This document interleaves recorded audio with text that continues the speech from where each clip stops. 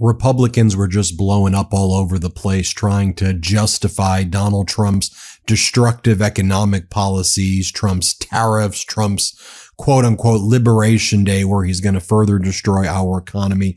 For example, you had MAGA Republican Senator Tim Sheehy from Montana, who replaced John Tester, Tester was actually looking out for the farmers and the people of the state. Here, Sheehy talks about how there's going to be pain for the people of Montana and pain for the people in the United States, but the Americans deserve this pain. In the long run, it'll be good, he goes, but Americans need this pain right now. Play this clip. Argument that maybe there's short-term pain, but long-term gain here. But you just mentioned some of those countries. I mean, I was looking at the numbers. 95% of Montana's imported goods come from Canada, Mexico, and China. Is this going to hurt people in your state, you think? There's absolutely going to be short-term pain. The president's been clear about that. Everyone has. I mean, if you're going to remodel your house to make it better in the end, it's going to be really annoying in the short term when your house is getting remodeled. And there's drywall dust everywhere and there's workers in your living room. The reality is that remodel has got to happen in order to make things stronger and more stable on the back end. We've had generations now of countries taking advantage of the strong American economy, the strong American workforce. And to think that Montana had John Tester, who was looking out for their interests. Really sad stuff. Speaking about a state that had someone who was looking out for their interests and then picked literally the worst potential human being. Well, there's a handful of others it could have been. In Alabama, you had Doug Jones as your senator, former federal prosecutor, someone who was fighting for Alabama. But then you picked Tommy Tuberville. And what does Tommy Tuberville say when he does his interviews? You guessed it, pain. We need to inflict pain on the people. People deserve pain. We'll get better, but you need pain and hardship right now. Play this clip. This is one thing that President Trump has got to sell, but it's also going to work, but it's going to be a slow pain first before we get to gain. We have to get jobs back in this country. We have to get manufacturing to come back.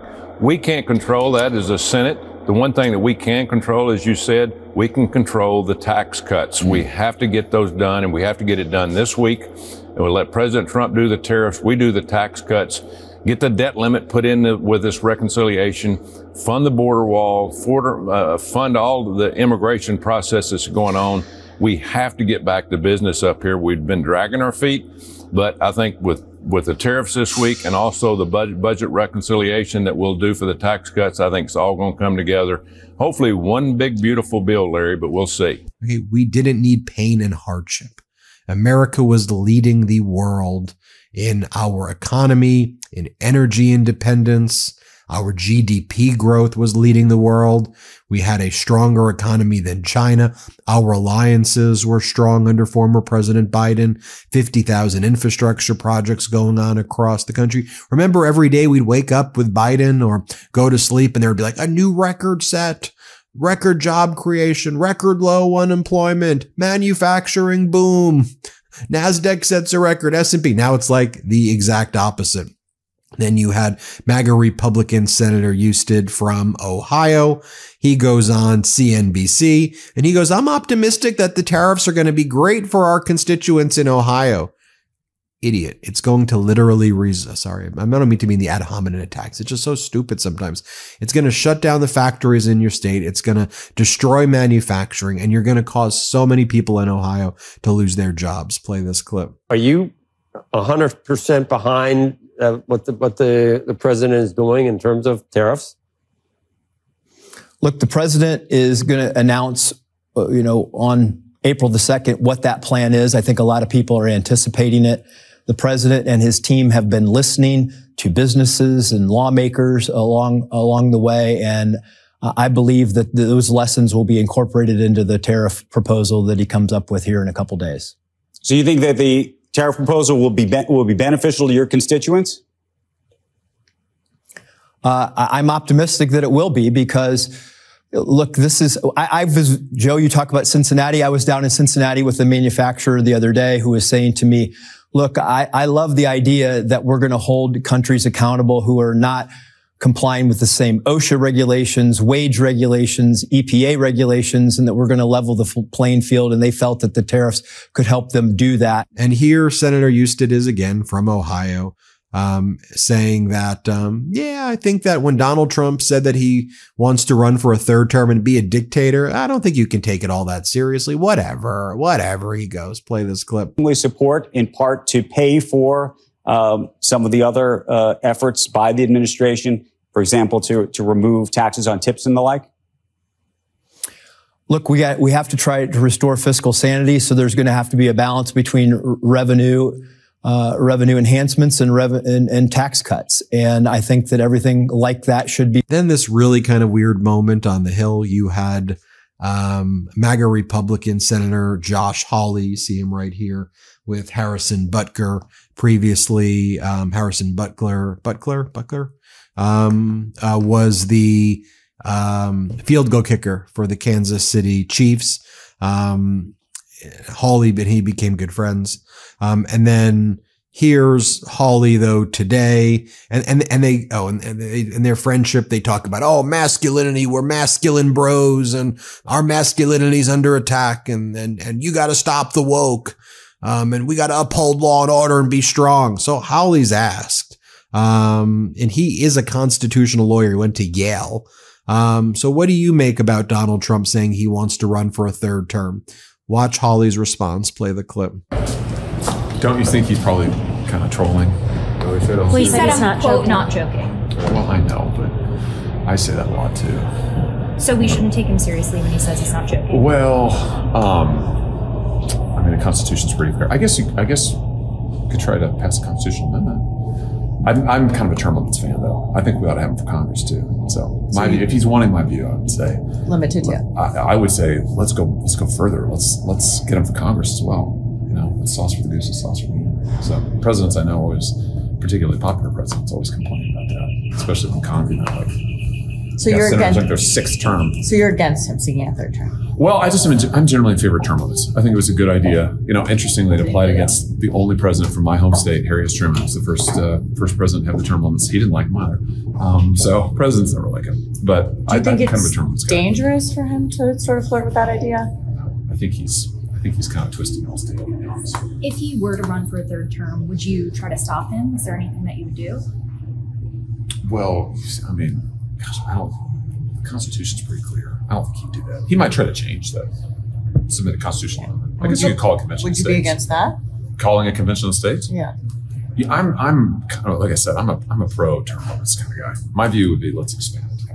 He's doing a great job.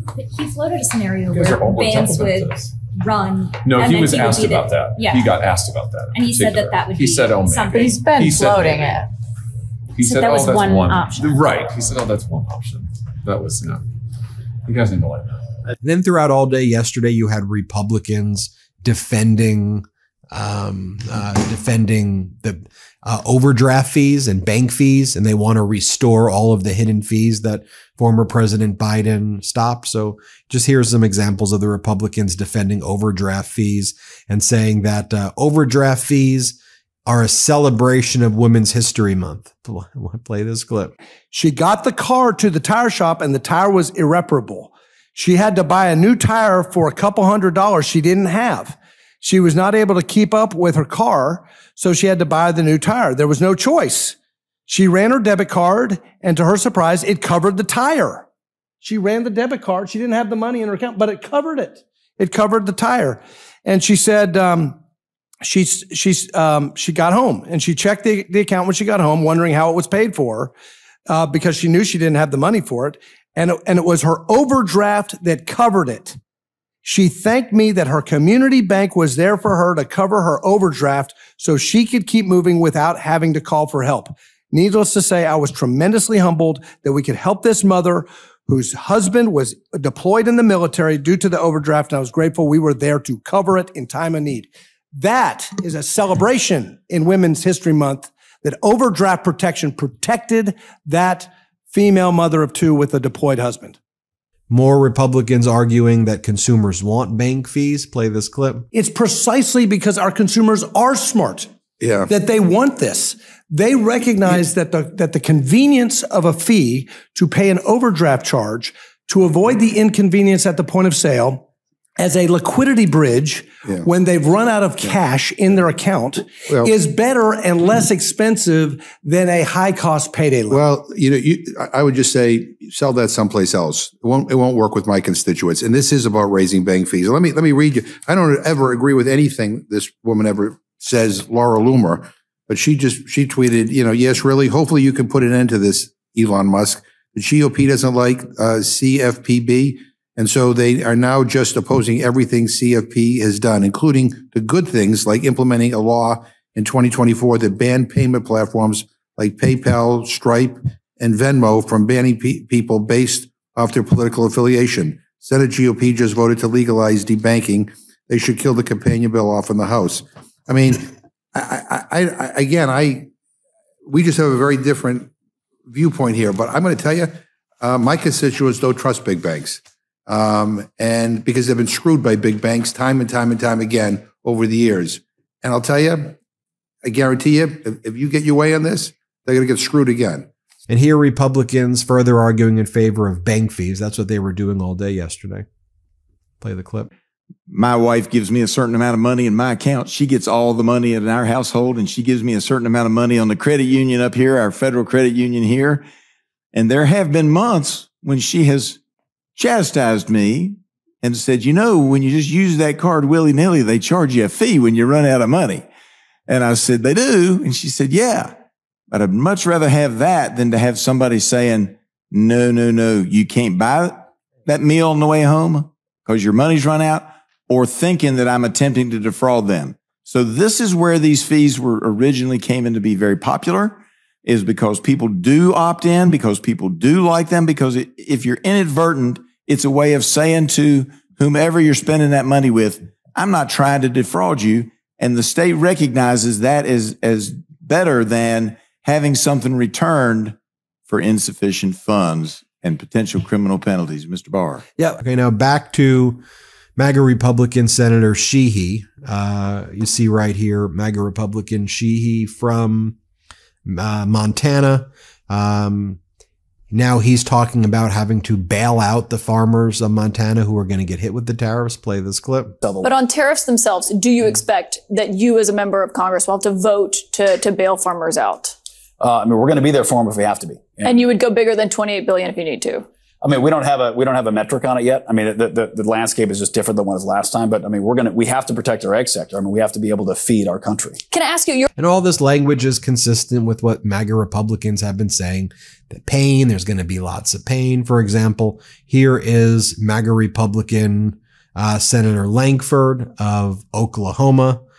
Here he is talking about how, the destruction of our economy is kind of like a remodel of your bathroom. You know what I mean? Like a remodel of like your kitchen, like a kitchen remodel or a bathroom remodel. Here, play this clip. Long term, I feel like in some ways in the economy, this is kind of like a kitchen remodel or a bath remodel. There's a bit of a mess at the beginning, but everybody has a long-term look of where we're headed. It's going to be noisy for a little while, but we all know where we're headed, trying to reduce the prices for Americans and increase jobs. Well, on that note, in your book that I mentioned, you write that Americans voted for Donald Trump because they, quote, decided the nation needed a turnaround election. In this past week, inflation ticked back up. Stocks went down again. Americans are increasingly pessimistic about the economy, worried about a recession. It's harder to find a job. Is Trump failing to deliver on the kind of turnaround Americans were hoping for that you write about?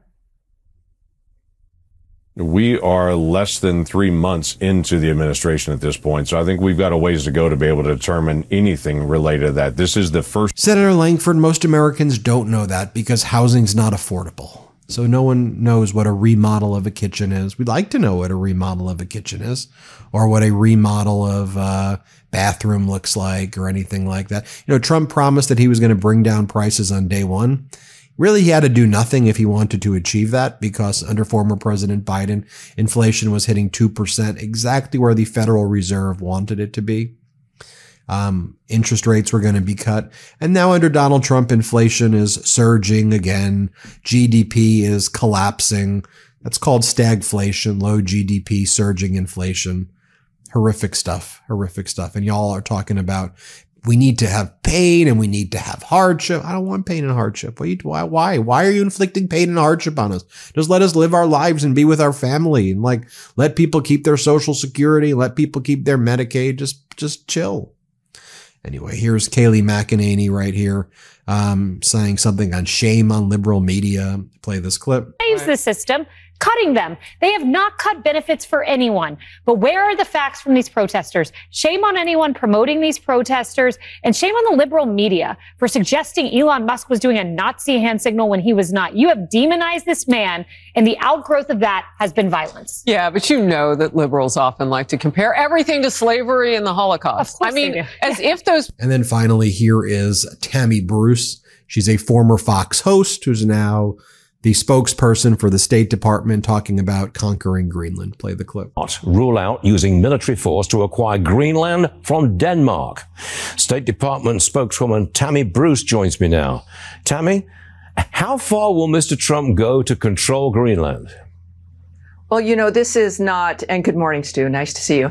This is not about control. This is about the safety and security of Greenland. Certainly the president's concerned, as all of us are, as is Secretary of State Marco Rubio, concerned about the safety and security of the United States. And Greenland's position clearly indicates that they're in a strategic position that matters to the whole world, to say the least. And at the same time, I think we know that, as the president has said often, as the Secretary of State has noted, that Greenland, we care about Greenland's security. We know that, of course, its future is in the hands of Greenlanders. But the fact is that they are in a very important position. And we understand that for them, it's important, safety and security. So that's what Republicans were doing yesterday. And as I say, they're blowing up on live TV. I mean, it's bad.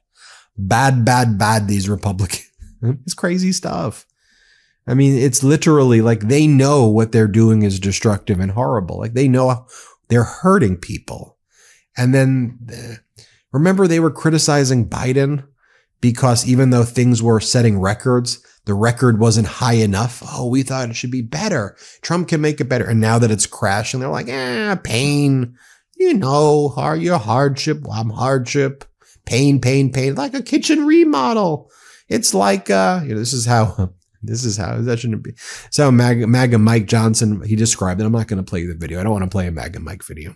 He's like, it's kind of like billiards when you are playing 8-ball and you like strike the balls and then they go everywhere. It's like chaos, but then you bring it back together. No, Mike. It's like y'all are just destroying the economy and ruining people's lives, you freaking morons. That's what this is like. Fascist morons. Anyway, they said don't do as much name calling. I shouldn't do that name calling. Sometimes I have to do it. Hit subscribe. Let's get to 5 million.